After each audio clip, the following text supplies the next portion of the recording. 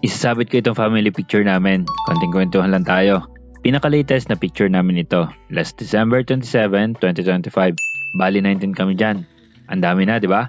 Ito na kasi ang updated family picture namin mula sa picture namin from January 28, 2023. Yan ang last time na nakompleto kami lahat. As in literally mula sa inay, mga kapatid ko, mga asawa nila at syempre mga pamangkin ko. Malalayo kasi sila at ang ilan ay nasa ibang bansa nagtatrabaho kaya hindi basta-basta nakaka-timing na kumpleto. Kaya naman yung pagkakataon ulit, talagang pumunta kami sa SM sa isang studio para magpa-picture.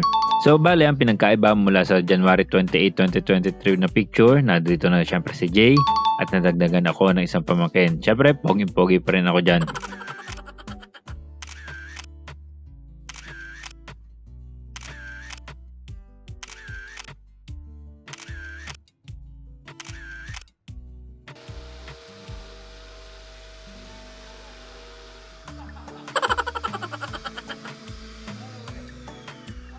Kaso, hindi pala kami magandang tandem ata ng inay sa ganiring mga gawain. Kaya naman na.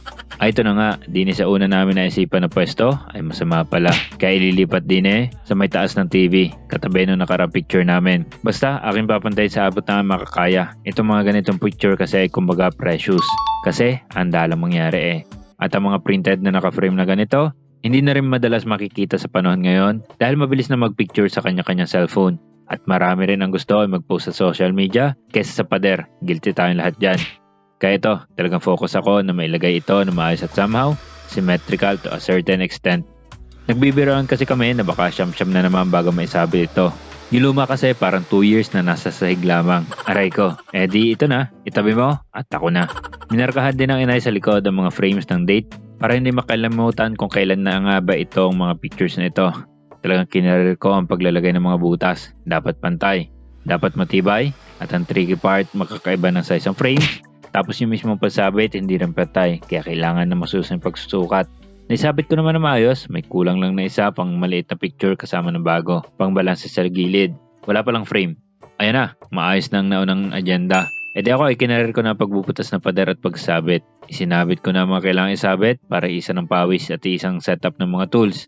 Anyways, yes, nanood ka ng isang tao na nagsabit ng family pictures at iba pang bagay. Kung nakaabot ka dito sa dulo, comment kayo sa baba ng family picture nyo, konting background. At ako ay mamimigay ng cash G sa mapipili ko. G.